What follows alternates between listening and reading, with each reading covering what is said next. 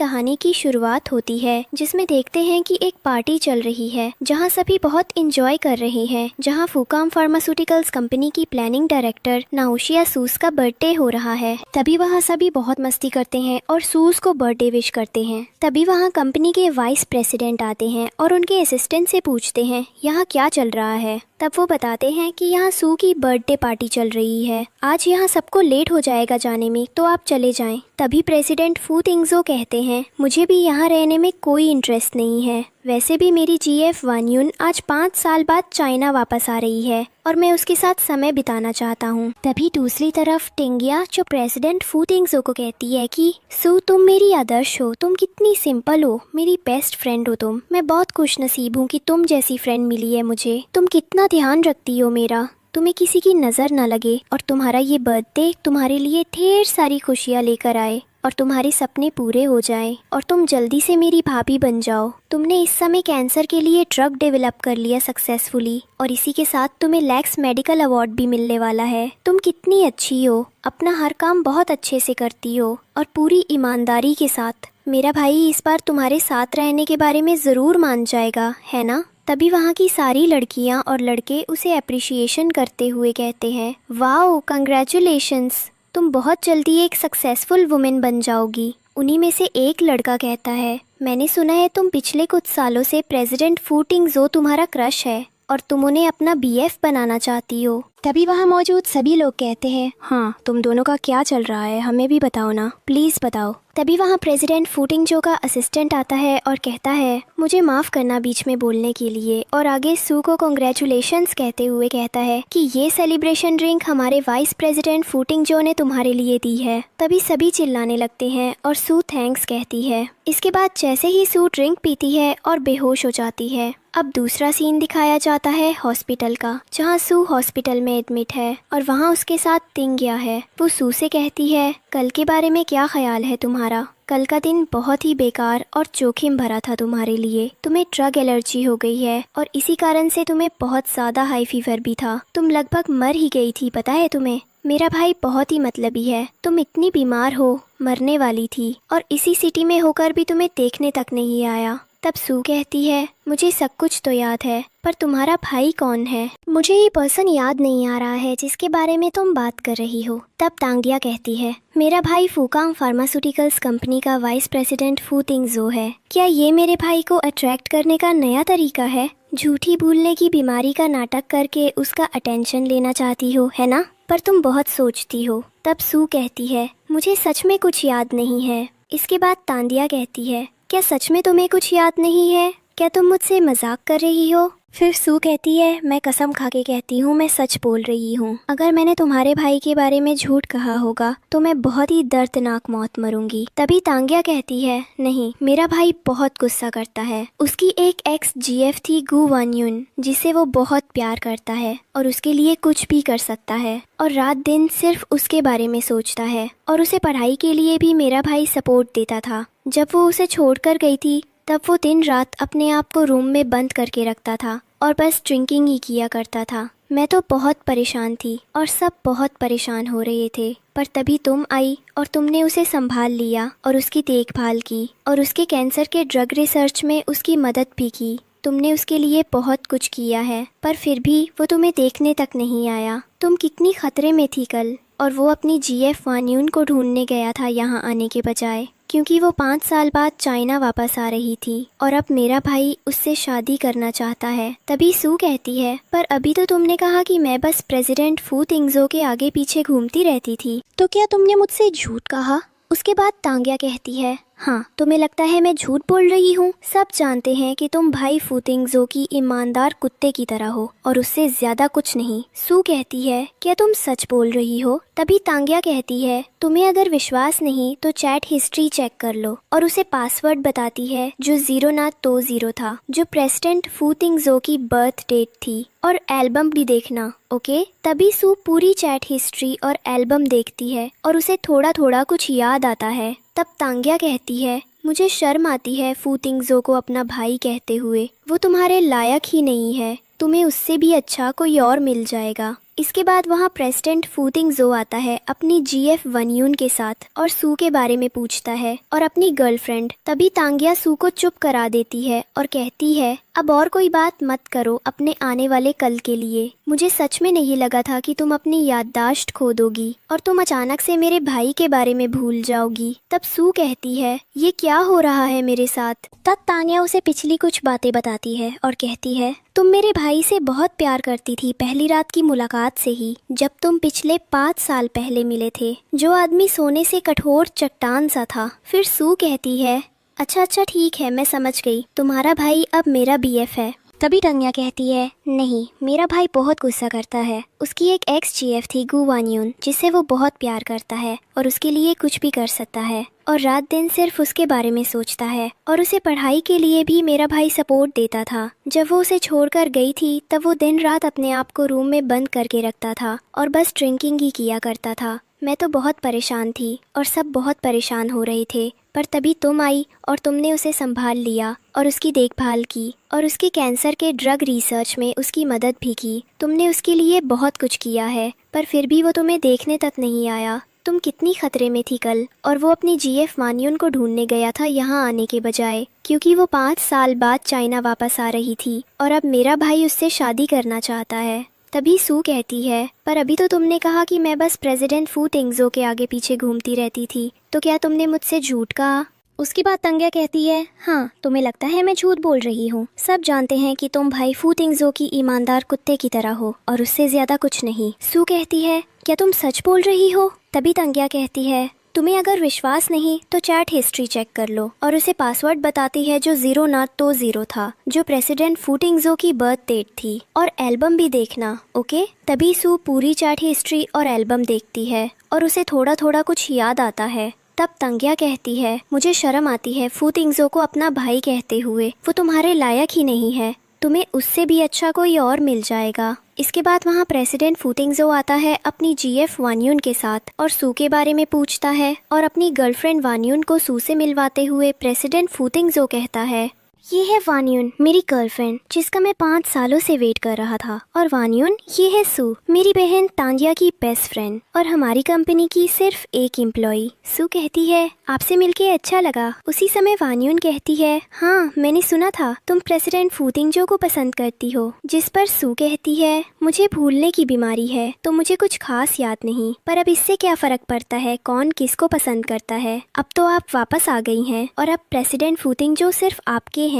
ये बात सुनकर प्रेसिडेंट फू टिंगजो मन ही मन सोचता है क्या सच में सू मुझे भूल गई है या फिर भूलना चाहती है। वनयून कहती है तुम्हें फीवर है। तभी सू कहती है हाँ, ड्रग एलर्जी के कारण ही हाई फीवर भी था। उसी समय वहाँ नर्स आती है और सू को चेकअप के लिए चलने को कहती है और सू वहाँ से चली जाती है। इसके बाद सू सीढ़ियों में बैठी होती है हॉस्पिटल के बाहर, जहाँ वनयून आती है और सू को भला बुरा कहती है। वो कहती है मुझे पता है तुम प्रेसिडेंट फू टिंगजो को पसंद करती हो, पर वो सिर्फ मुझसे प्यार करता है और किसी से प्यार कर भी नहीं सकता। उसे सिर्फ मैं नजर आती हूँ हर जगह। अगर मैं गलत रहूंगी तो भी मैं ही सही लगूंगी। तुम्हें तो पता ही होगा मैंने 5 साल पहले फू टिंगजो को छोड़कर अब्रॉड चली गई थी, फिर भी उसने मेरे आने का वेट किया। सू कहती है मुझे पता है प्रेसिडेंट फू टिंगजो सिर्फ आपसे प्यार करते हैं और वो आपके ही हैं। मैं तो सब कुछ भूल गई हूँ और मुझे कुछ याद भी नहीं करना है। तभी वो जाने के लिए खड़ी हो जाती है, पर उसी समय वनयून किसी से फोन पर बात करते हुए सीढ़ियों से जानबूझकर गिर जाती है।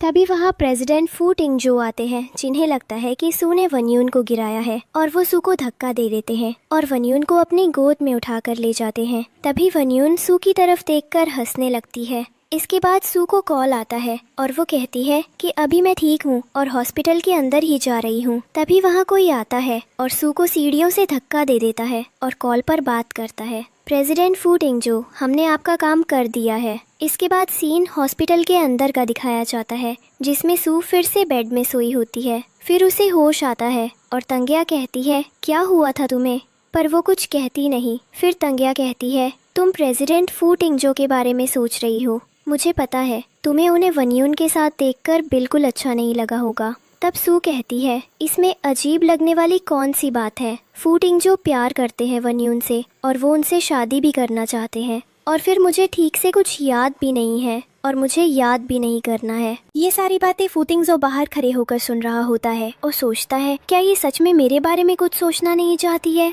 ऐसे कैसे ये मेरे बिना रह लेगी? ये मुझे छोड़कर नहीं रह सकती। यही बात फूतिंग्जो सोच रहा होता है और जैसे ही अंदर जाने वाला होता है तो वनियो उसे बुला लेती है और वो चला जाता है। इसके बाद सू अपने घर में कॉल करती है और वो कहती है, मैं घर वापस आ रही हूँ, मुझे अपनी पढ़ाई आगे कंटिन्यू करनी है और शादी भी करनी। तब स्यू की माँ कहती है, किससे? जो तुम्हारे फ्रेंड के भाई को तुम लाइक करती हो? स्यू मना कर देती है और कहती है, मुझे भूलने की बीमारी है और मैं सब कुछ भूल गई हूँ, बाकी बातें घर आकर करूँगी। फिर स्यू हॉस्पिटल से डिस्चार्ज हो जाती है। इसी खुशी में तांग्या अपने घर में एक पार्टी रखती है और स्यू को अपने घर लेके आती है, पर घर आकर देखती है कि उस पार्टी में उसके भाई प्रेसिडेंट फूतिंग्जो और उसकी गर्लफ्रेंड वनियो भी थे। तांग्या कहती है, इन्हें किसने बुलाया? तभी एक लड़की कहती है, तुमने ही तो कहा था कि पार्टी में सब होंगे तो मजा आएगा, इसलिए मैंने इन्हें भी इनवाइट कर लिया। और वैसे भी ये दोनों तो तुम्हारे भाई और होने वाली भाभी हैं, तुम्हें तो खुशी ही होगी इनके आने से। फूतिंग्जो और उसकी जीएफ वनियो भी आ गए हैं और दोनों एक ही ग्लास से ड्रिंक पी रहे थे, जिसे देखकर स्यू को बुरा तो लगा, पर वो इग्नोर करती है और कहती है,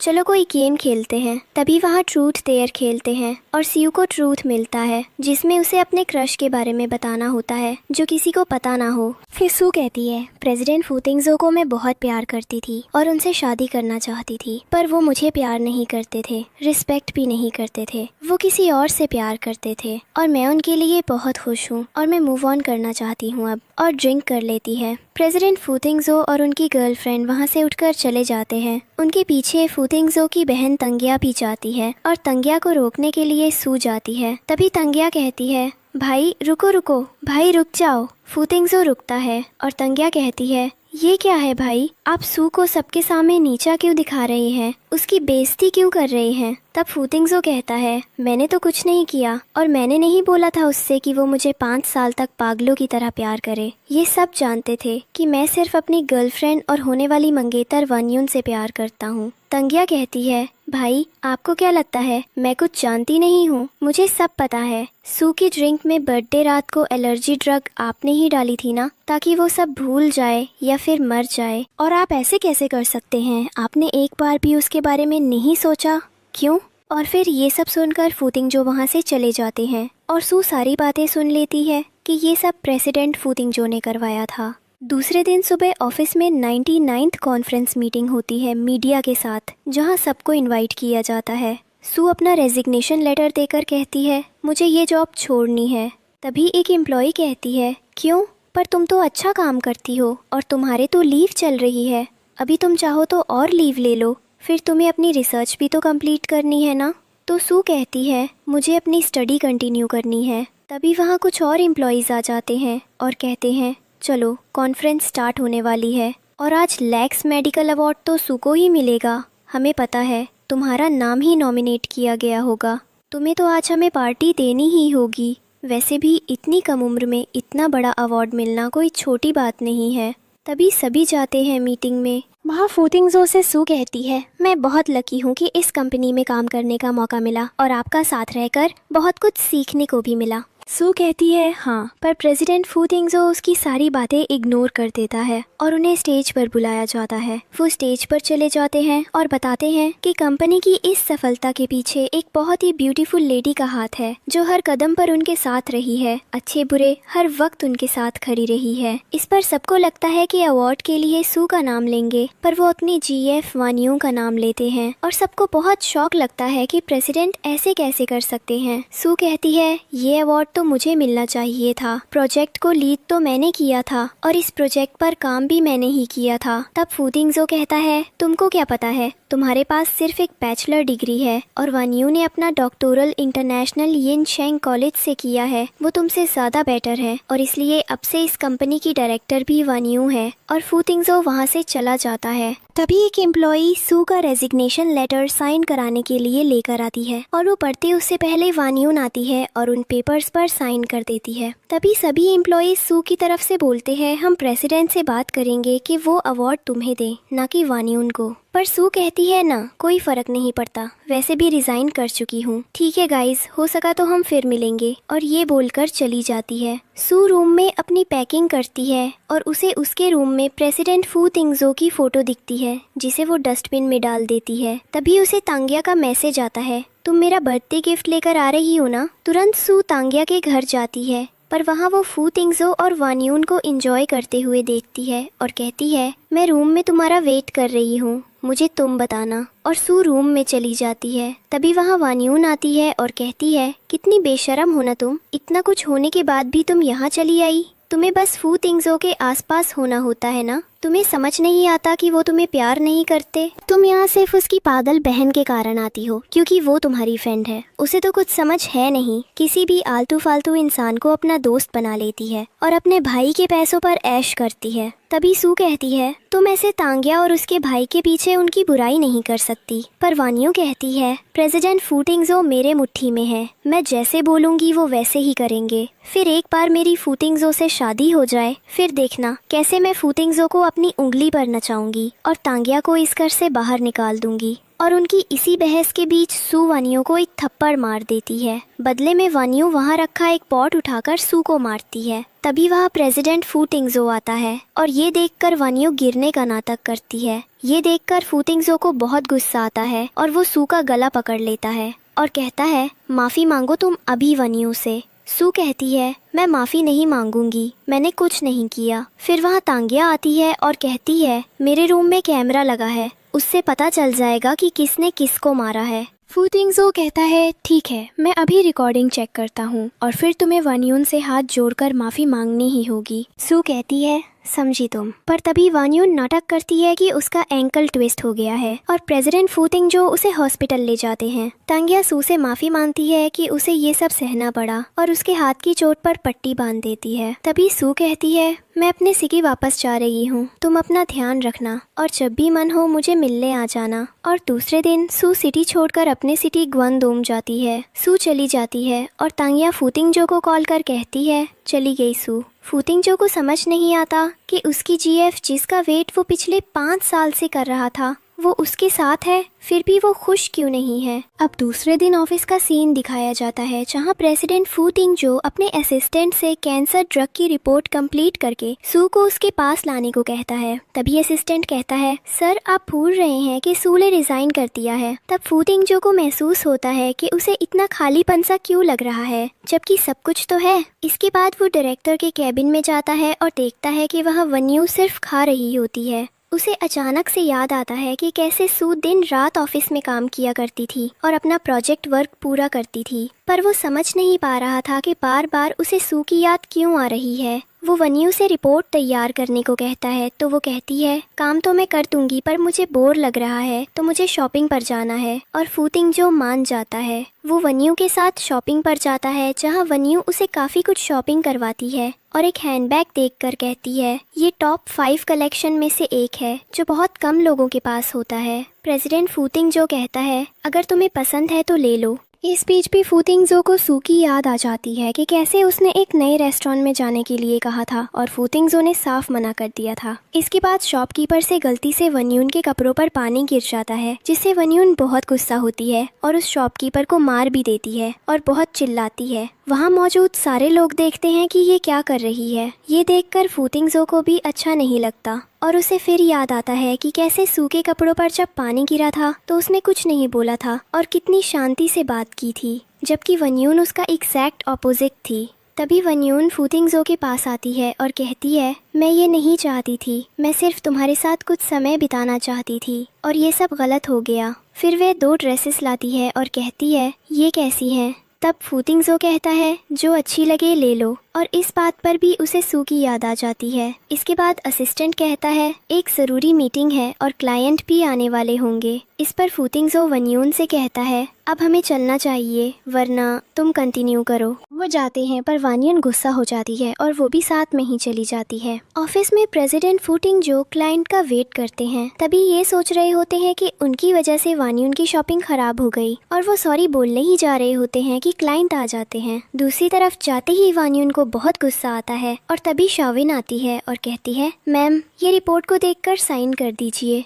पर वानियन फाइल को फाड़ देती है और कहती है, ये रिपोर्ट किसने बनाया था? स्यावुन कहती है, सू ने। तो ये सुनकर वानियन को और गुस्सा आता है और कहती है, डायरेक्टर मैं हूँ, फिर से नई रिपोर्ट बनाओ, ये फालतू कचरा है, मुझे नई रिपोर्ट चाहिए अभी। और स्यावुन पर बहुत गुस्सा करती है और उसे भला बुरा कहती है, तुम्हारी औकात नहीं है यहाँ काम करने की, पता नहीं तुम जैसे को काम में कौन रख लेता है, काम करना तो आता नहीं और चले ये काम करने। इसके बाद स्यावुन बाहर जाकर बहुत रोती है, जिससे सारे लोग इकट्ठा हो जाते हैं और उसे शांत करवाते हैं। तभी वहाँ प्रेसिडेंट फू टिंगजो भी आ जाते हैं और उन्हें सब बताते हैं कि क्या हुआ। तभी प्रेसिडेंट फू टिंगजो वन्युन से कहते हैं, अभी तुम्हें कुछ दिन आराम करना चाहिए, तुम बहुत थक गई हो, तब तक के लिए कोई और डायरेक्टर बन जाएगा। पर वन्युन कहती है, नहीं तुम ऐसा क्यों कह रहे हो, मैं तुम्हारी मदद करना चाहती हूँ, इसलिए तो मैंने ये रिपोर्ट भी तैयार की है। फू टिंगजो रिपोर्ट को देखकर कहता है, ये तुमने बनाई है, ये तो वैसे ही है जैसे होनी चाहिए थी। तब वन्युन सोचती है, ये तो मैंने सू के सिस्टम से निकाला है जो उसने बनाया था। वही दूसरी तरफ सू अपने सिटी वापस चली जाती है और एयरपोर्ट पर उसके पिता, माँ और एक लड़का लेने आते हैं जो उससे शादी करना चाहता था।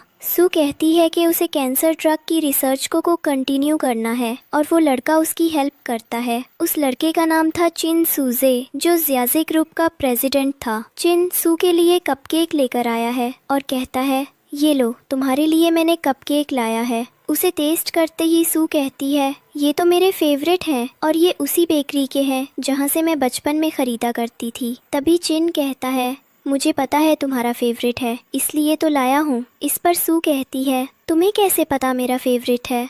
तो किन कहता है, यहाँ एक रेस्टोरेंट ओपन हुआ है साउथ स्ट्रीट में, वहाँ चले, खाना भी हो जाएगा और बात भी। वहाँ जाते हैं दोनों। फिर किन कहता है, याद है बचपन में तुमने एक लड़के को बचाया था जिसे कुछ लोग मार रहे थे? तब सू को याद आ जाता है कि कैसे उसने एक लड़के को बचाया था और उसे अपना नाम बताया था, पर उसका नाम नहीं पूछ पाई थी और वो लड़का किन ही था। वो कहती है, अच्छा लगा तुमसे मिलके, इतने टाइम बाद मिलेंगे ये सोचा भी नहीं था। फिर दिखाया जाता है जहाँ सू ऑफिस में बहुत मेहनत करती है कैंसर ड्रग की रिसर्च पर। तभी वहाँ किन सूज आता है और कहता है, तुम्हें कुछ खा लेना चाहिए और उसके लिए लंच लाया है। पर सू कहती है, अभी बहुत काम है। पर किन सूज कहता है, काम तो होता रहेगा, पहले खाना खा लो वरना काम करने की भी एनर्जी नहीं रहेगी। तभी सू को याद आता है कि कैसे फू टिंगजो पूरा दिन काम कराया करता था और कुछ खाने के लिए भी ऑफर नहीं करता था। दूसरे दिन एग्जीबिशन था कैंसर ड्रग रिसर्च को लेकर, जिसमें बहुत सारे एक्सपर्ट्स ने भाग लिया था। सू वहां जाती है जियाजे ग्रुप की तरफ से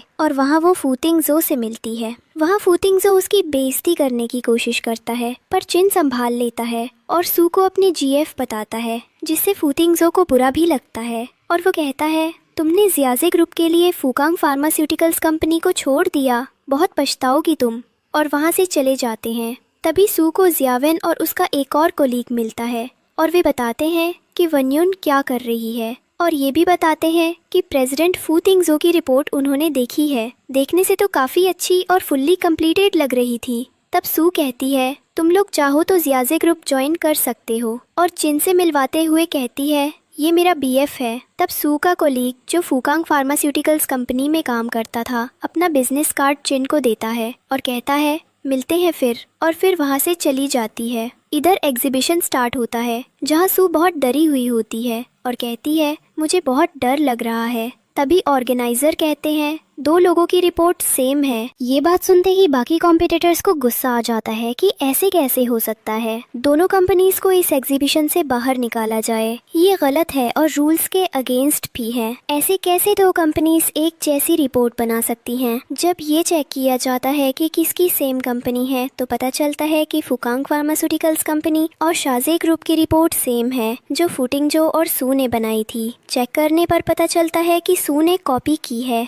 और सभी गुस्से में उसे एग्जीबिशन छोड़कर जाने को कहते हैं। पर सू कहती है ये मैंने कॉपी नहीं किया बल्कि फू टिंगजो ने कॉपी किया है। तभी फू टिंगजो कहता है ये मेरी फियांसे वनयून ने बनाई है और वो किसी को कॉपी नहीं कर सकती। तभी सू उसे याद दिलाती है मैंने ऑफिस तो छोड़ दिया था पर अपने सिस्टम से रिपोर्ट नहीं हटाई थी और वहीं से कॉपी की होगी वनयून ने, और यही रिपोर्ट दिखाने के लिए मैं तुम्हारे पास भी गई थी पर तुमने देखने से मना किया था और कहा था कि पहले पूरी कंप्लीट करके लाना। तो फिर ये रिपोर्ट फू टिंगजो ने सबमिट की है, वो कंप्लीट भी नहीं होगी। और चेक करने पर पता चलता है कि वो सच बोल रही थी। फू टिंगजो की रिपोर्ट कंप्लीट नहीं थी और सू की रिपोर्ट कंप्लीट थी, इसीलिए ये ऑफर सियाजी ग्रुप को मिल जाता है और इस सक्सेस के लिए चिन सू को मूवी दिखाने ले जाता है। वो दोनों मूवी देखने जाते हैं जहाँ एक मूवी चल रही होती है एना फ्रैंक की डायरी। ये मूवी देखकर सू बहुत इमोशनल हो जाती है कि कैसे उसमें एक 13 साल की बच्ची की कहानी स्टार्ट होती है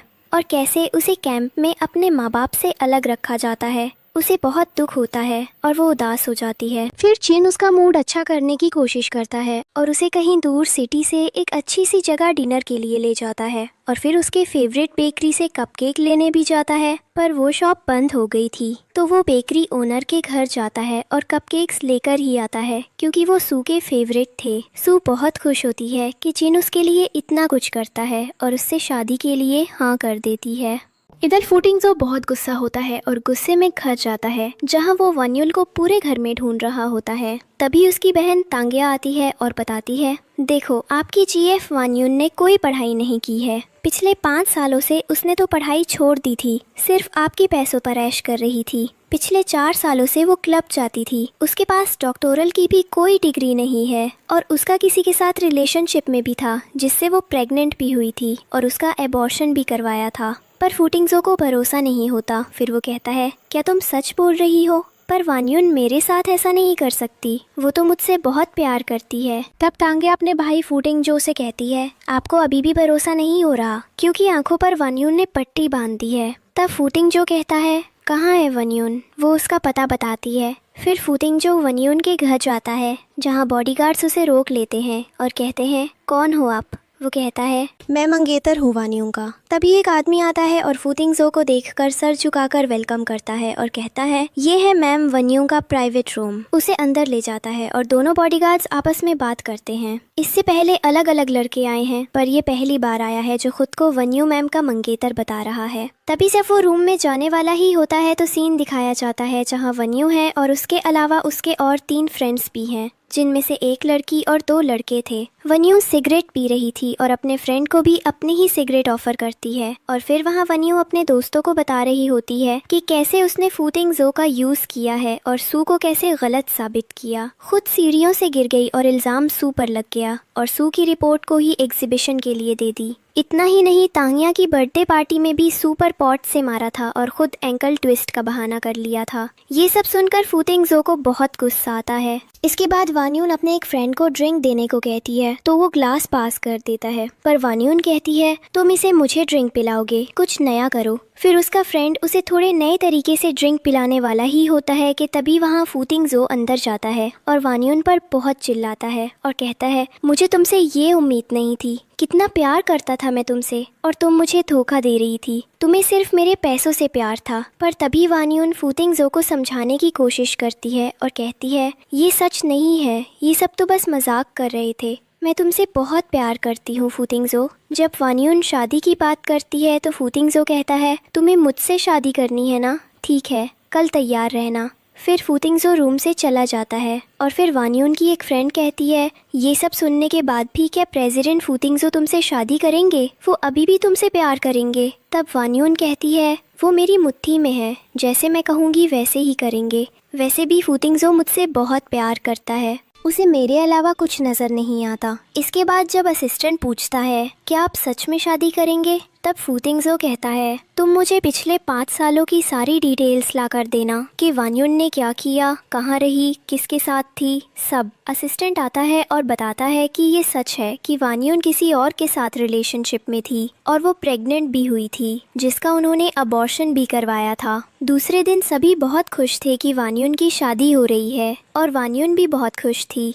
वन्युन शिया फैमिली से बिलोंग करती थी और उसके पेरेंट्स चाहते थे कि उसकी शादी फूतिंगजो से हो जाए। वानयुन तैयार होकर नीचे आती है और सभी उसको बधाई दे रहे होते हैं। तभी वानयुन पूछती है फूतिंगजो कहाँ है। तभी असिस्टेंट फूतिंगजो के पास जाकर तांग्या के बर्थडे वाले दिन की रिकॉर्डिंग दिखाता है, जिसमें कैसे वानयुन ने सू के साथ मिसबिहेव किया था। फिर फूतिंगजो नीचे आते हैं और कहते हैं मुझे दुख है कि ये बात मुझे इस तरह कहना पड़ रहा है, पर मेरे अंकल पैरालाइज्ड हैं और उनकी आखिरी इच्छा शादी करने की है, इसलिए मैं वानयुन की शादी उनसे कराना चाहता हूँ। तभी वहाँ उनके पैरालाइज्ड चाचा को लाया जाता है। वानयुन रोते हुए कहती है फूतिंगजो तुम ये नहीं कर सकते, तुम तो मुझसे बहुत प्यार करते थे ना। तभी फूतिंगजो का असिस्टेंट वानयुन को थप्पड़ मारता है और कहता है तुम्हारी हिम्मत कैसे हुई हमारे प्रेसिडेंट फूतिंगजो का नाम लेने की। और तभी फूतिंगजो वानयुन की क्लब्स की फोटोज, उसके किसी और के साथ वाली फोटोज और अबॉर्शन की रिपोर्ट्स सब दिखा देता है। तब सब सिया फैमिली को नाम रखने लगते हैं और ये वानयुन के डैड से देखा नहीं जाता। फूतिंगजो कहता है आपको अपनी बेटी की शादी हमारी फैमिली में करानी थी तो किससे हो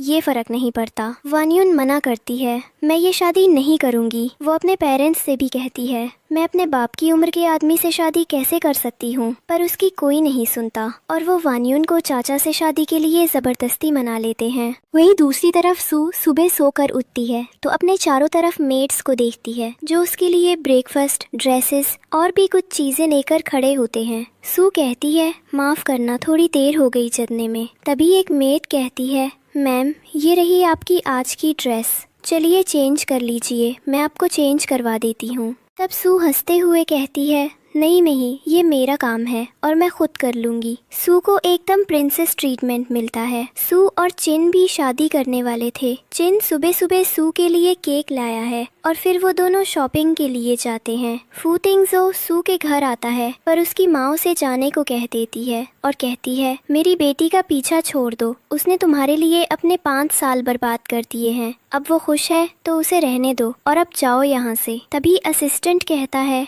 वो शॉपिंग के लिए गए हैं और फूतिंगजो को उसी जगह ले जाता है। वहाँ फूतिंगजो को सू और चिन साथ देखकर बहुत गुस्सा आता है और वो कहता है सू मुझे माफ कर दो, प्लीज मुझे माफ कर दो, मेरी ही गलती है, मैंने तुम्हें समझा नहीं, मुझे माफ कर दो और मेरे साथ चलो, मैं सब ठीक कर दूंगा। पर सू उसे मना कर देती है क्योंकि उसे याद आता है कि कैसे उसने उसे ह्यूमिलिएट किया था और कैसे वो सिर्फ वानयुन की बातों में आकर उसे गलत समझ रहा था। और वो चिन के साथ चली जाती है। फूतिंगजो घर जाकर अपनी बहन से सू से बात करने को कहता है और कहता है बस एक बार मुझे सू से बात करनी है। फिर तंग्या सू को कॉल करती है और मिलने को कहती है और सू मान जाती है। तंग्या और फूतिंगजो सू से मिलने जाते हैं। वहाँ सू बहुत ही साफ शब्दों में कहती है मुझे फूतिंगजो में कोई इंटरेस्ट नहीं है और मैं उसके साथ नहीं रहना चाहती। उसे तो वानयुन का कहा ही सब सच लग रहा था, उसे तो भरोसा ही नहीं था, तो मैं ऐसे इंसान के साथ नहीं रहना चाहती। तभी वहाँ चिन आ जाता है और फूतिंगजो को वहाँ से जाने के लिए कहता है, पर फिर दोनों की लड़ाई होने लगती है और तभी वहाँ लाइट का झूमर गिर जाता है। दोनों को बचाने के लिए सू दोनों को वहाँ से हटाती है और खुद गिर जाती है, जिससे उसके सिर पर चोट लग जाती है। उसे हॉस्पिटल ले जाया जाता है। उसे फिर पहले का सब याद आ जाता है और चिन वहाँ उसके साथ होता है। तभी फूतिंगजो वहाँ सू के लिए ब्लैकबेरी लेकर आता है और सू कहती है तुम जाओ यहाँ से, मुझे कोई बात नहीं करनी और मुझे ये ब्लैकबेरी नहीं पसंद, ये सिर्फ वानियों को पसंद थी और उसको पसंद थी, इसका मतलब ये नहीं कि सबको पसंद हो। दूसरे दिन सू तांग्या को कॉल करती है और कहती है मेरी शादी में ज़रूर आना। तांग्या बहुत खुश थी और कहती है हम ज़रूर आएंगे, मैं तुम्हारे लिए बहुत खुश हूँ। सच कहूँ तो मैं दिल से चाहती थी कि तुम मेरी भाभी बनो, पर शायद मेरे भाई के नसीब अच्छे नहीं हैं और तुमने बिल्कुल सही डिसीजन लिया है चिन से शादी करने का। वो तुम्हें बहुत खुश रखेगा और तुम्हारी साथ देगा। अच्छा लगा सुनकर कि तुम मूव ऑन कर रही हो। यही बात फूतिंगजो सुन लेता है और फिर शादी का सीन दिखाया जाता है जहाँ सू और चिन दोनों रेडी हो गए हैं, पर सू थोड़ी नर्वस होती है, उसे डर लगता है। तभी दोनों को स्टेज पर बुलाया जाता है। दोनों आते हैं और एक दूसरे को रिंग पहना रहे होते हैं तभी वहाँ फूतिंगजो आ जाता है और कहता है ये शादी नहीं होगी, तुम सिर्फ मेरी हो और सिर्फ मुझसे शादी करोगी, मैं ये शादी नहीं होने दूंगा। सू कहती है तुम मुझे शादी करने से नहीं रोक सकते। फिर सू आगे बढ़ती है चिन की तरफ और तभी फूतिंगजो गन निकाल लेता है और कहता है मैं सबको मार दूंगा। तभी वह लोग इधर उधर जाने लगते हैं क्योंकि सब बहुत डर जाते हैं, पर चिन कहता है ठीक है मैं भी यही सू के साथ खड़ा हूँ, मारो गोली। तभी सू कहती है ठीक है मैं आने को तैयार हूँ तुम्हारे साथ, लेकिन मैं तुम्हारे साथ 10 दिन रहूंगी। अगर उन 10 दिनों के बाद भी मैं तुम्हारे साथ नहीं रह पाई तो तुम मुझे आने से रोकोगे नहीं। और फूतिंगजो मान जाता है। सू फूतिंगजो के घर जा रही होती है तभी चिन की मॉम सू को एक लिफाफा देती है और कहती है इसे देख लेना। इसके बाद सू फूतिंगजो के साथ चली जाती है। फिर फूतिंगजो उसका बहुत ध्यान रखता है। एक दिन प्रेसिडेंट फूतिंगजो सू के लिए सिटी के सबसे बड़े रेस्टोरेंट में डिनर अरेंज करता है और उसे लेके जाता है, पर उसे वो अच्छा नहीं लगता। वो सू को मूवी दिखाने लेके जाता है, पर वहाँ सू को चिन के साथ बिताए हुए पल याद आते हैं। फिर दूसरे दिन प्रेसिडेंट फूतिंगजो सू को कंपनी लेके जाते हैं और वहाँ शाओविन और उसके बाकी कलीग्स बहुत खुश होते हैं सू को देखकर और उसका हालचाल पूछते हैं और उसके बीएफ चिन के बारे में भी पूछते हैं। उसके बाद फूतिंगजो सारे एम्प्लॉयज को गैदर करते हैं और कहते हैं ये है आपकी नई वाइस प्रेसिडेंट सू। पर इससे सब शॉक हो जाते हैं और सू भी शॉक हो जाती है और कहती है प्रेसिडेंट फूतिंगजो आपको कोई गलत फहमी हो रही है, मेरे पास तो सिर्फ एक बैचलर डिग्री है और इससे आपकी कंपनी पर बहुत इफेक्ट पड़ेगा, इससे तो आपकी कंपनी डूब जाएगी। आपको अपनी कंपनी के लिए एक डॉक्टरल डिग्री वाले प्रेसिडेंट की जरूरत है जैसे वान यून। तो प्लीज प्रेसिडेंट फूतिंगजो आप वान यून को बुला लीजिए क्योंकि ये पोस्ट मेरे लिए नहीं है। और वहाँ से ये कहकर चली जाती है। तभी दूसरी तरफ वान यून अपने पेरेंट्स के घर जाती है। उसके बॉडी पर बहुत सारे रेड निशान होते हैं। ये देखकर उसकी माँ वान यून को गले लगा लेती है, पर उसके पिता को कुछ फर्क नहीं पड़ता। वो कहती है ये सब मेरे बूढ़े पति ने किया है जिससे आप लोगों ने मेरी जबरदस्ती शादी करवाई है। पर ये सुनकर वान यून के पिता और गुस्सा होते हैं और उसे थप्पड़ मार देते हैं और अपने घर से जाने को कहते हैं। वही दिखाया जाता है कि फूतिंगजो कुछ स्पेशल करता है सू के लिए, एक गिफ्ट रेडी करता है और तभी वहाँ वान यून आती है और कहती है प्लीज़ मुझे माफ़ कर दो और मुझसे शादी कर लो, मैं तुम्हारे चाचा के साथ नहीं रह सकती, वो बहुत मारता है मुझे। तभी वहाँ सू आती है और कहती है हाँ अच्छा है प्लीज़ कंटिन्यू, और ये कहकर वहाँ से चली जाती है। तभी फूतिंगजो सू को एक लकड़ी देता है और कहता है मारो जितना चाहे, जब तक तुम्हें लगे, जब तक मेरी सजा पूरी ना हो जाए। सू उसे मारती है। तभी फूतिंगजो बेहोश हो जाता है। फिर डॉक्टर्स आकर चेकअप करते हैं और कहते हैं ये वीकनेस की वजह से हुआ है।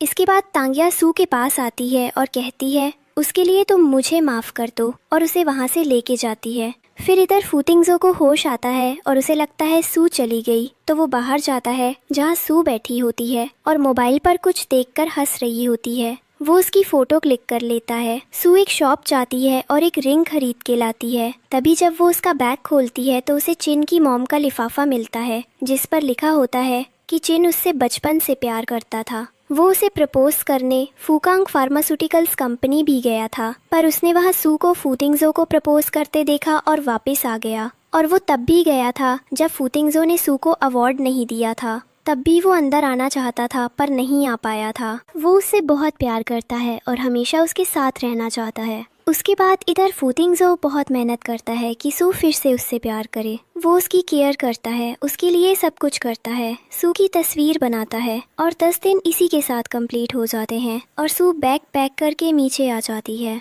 कैसे वो उसकी केयर करता था और कितनी मुश्किलों के बाद भी सू के लिए कपकेक लाया था। फिर फूतिंगजो सू को शॉपिंग के लिए ले जाता है, पर वो बिना कुछ लिए ही वापस आ जाती है। फिर सू सारी पुरानी बातें ही याद करती है कि कैसे फूतिंगजो ने उसके साथ मिसबिहेव किया था। उसके बाद फूतिंगजो सू के लिए रेड रोजेस लाता है और उसे देता है, पर सू को याद आता है कि कैसे फूतिंगजो ने उसके दिए हुए रोजेस फेंक दिए थे और उसकी इंसल्ट की थी। ये सब सू के दिमाग में घूम रहा होता है और सू उसके दिए हुए फ्लावर्स रेड रोजेस फेंक देती है और वहाँ से चली जाती है। फिर दूसरे दिन सू को इम्प्रेस करने के लिए फूतिंगजो उसके लिए खाना बनाता है जिसमें बहुत सारी डिशेस होती हैं, पर सू को ये भी बिल्कुल पसंद नहीं आता और वो वहाँ से सैलेड खाकर ही चली जाती है। उसके लिए बहुत कुछ करता है पर सू को कुछ पसंद नहीं आता क्योंकि उसे सब पहले का ही याद आता है कि उसने उसके साथ कैसे मिसबिहेव किया।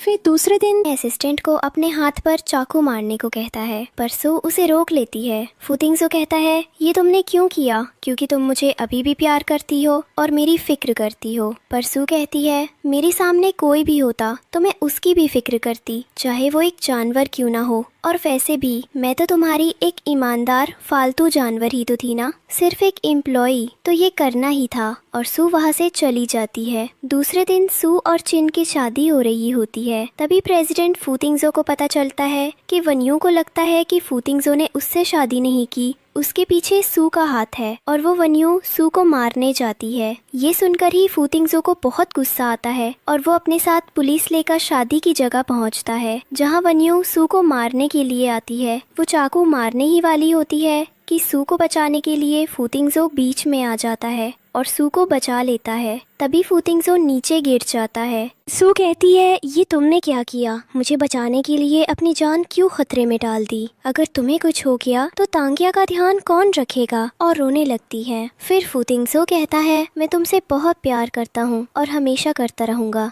तुम्हारे लिए कुछ भी कर सकता था, तो ये तो बस छोटा सा चाकू लगा है। फिर पुलिस आकर वानियोन को ले जाती है और फूतिंगसो को भी हॉस्पिटल में एडमिट कराया जाता है। और फाइनली सू और चिन की शादी हो जाती है। सब लोग बहुत खुश थे, सब उन्हें ब्लेसिंग्स दे रहे थे और सू और चिन भी बहुत खुश थे। कुछ सालों बाद दिखाया जाता है कि फूतिंगसो बहुत बदल चुका है। अब वो लड़कियों से पहले जैसा व्यवहार नहीं करता था, उनकी बहुत रिस्पेक्ट करने लगा था। इधर सू और चिन अपनी बहुत अच्छी जिंदगी जी रहे थे और उनका एक बेबी भी था जिसका नाम जॉय था। कुछ सालों बाद फूतिंगसो, सू और चिन की मुलाकात एक कॉन्फ्रेंस मीटिंग में होती है और तब सभी अपनी लाइफ में बहुत खुश थे। सू सोचती है कि चिन से शादी का फैसला गलत नहीं था। दोस्तों, आज की हमारी स्टोरी यही खत्म होती है। अगर स्टोरी अच्छी लगी हो तो प्लीज लाइक एंड सब्सक्राइब जरूर करें। हमारे साथ बने रहें और ऐसे ही मजेदार स्टोरीज देखने के लिए थैंक यू।